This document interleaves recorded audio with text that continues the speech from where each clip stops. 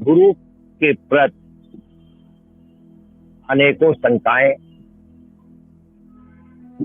अनेकों प्रकार के लोगों के द्वारा वार्तालाप और बुराइयां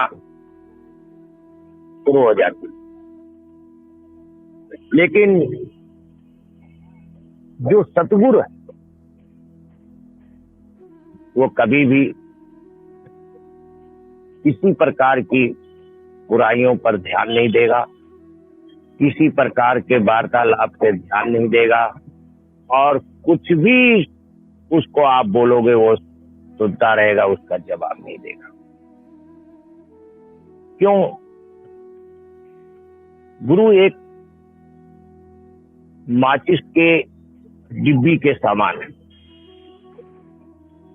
संसार में जो शिष्य आए हुए हैं उनके अंदर, उनके मन में, उनके भावनाएं अनेकों प्रकार की उत्पन्न होया करती है, और वो जो भी वार्तालाप करते हैं और गुरु से जो भी वो प्रश्न करते हैं, अगर वो सतगुरु है तो जवाब उनको देना ही पड़ेगा और तत्काल ही जवाब देना पड़ेगा।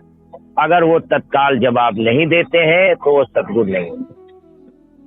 सतगुरु जो होता है वो कभी शिष्य नहीं बनाता, कभी चेला नहीं बनाता, वो स्वयं अपने ही समान बना देता है।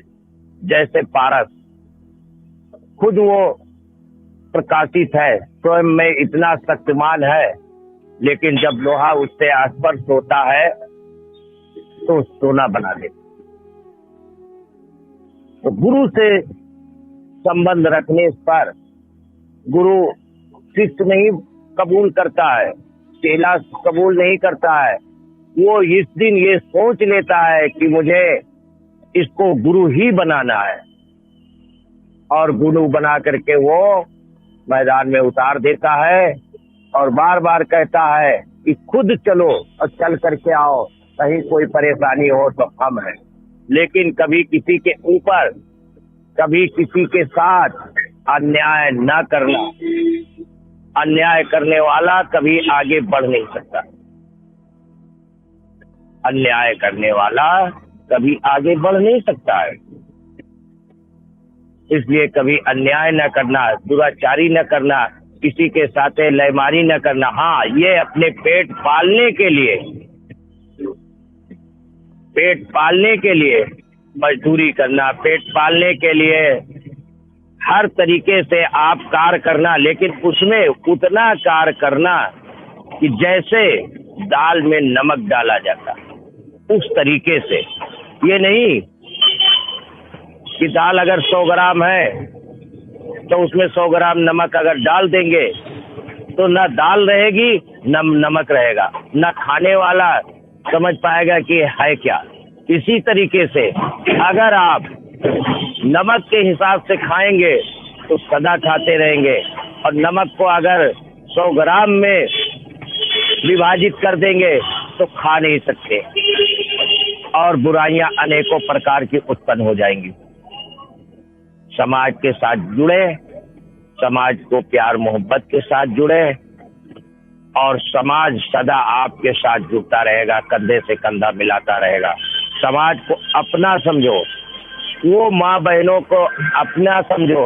वो बहन है, वो माँ है, वो हमारे बुजुर्ग में ताई है, वो हमारे बाबा है, वो हमारे पिता है, वो हमारे भाई है।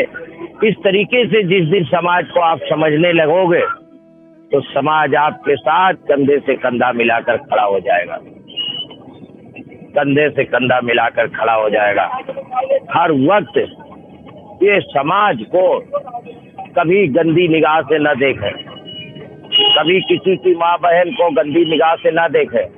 क्या मालूम वो अपने बहन को बैठा करके गाड़ी पर लेकर जा रहा है और तुम सोच रहे हो ये क्या कर रहे हैं, ये किसको लेकर जा रहे हैं। तो तुम्हारी भावनाएं अगर गलती हुई तो उसको पाप नहीं लगा, तुम पर पाप आया। तुमको इसकी यातना झेलनी पड़ेगी, तुम्हारे परिवार को झेलनी पड़ेगी। इसलिए ये लाइन,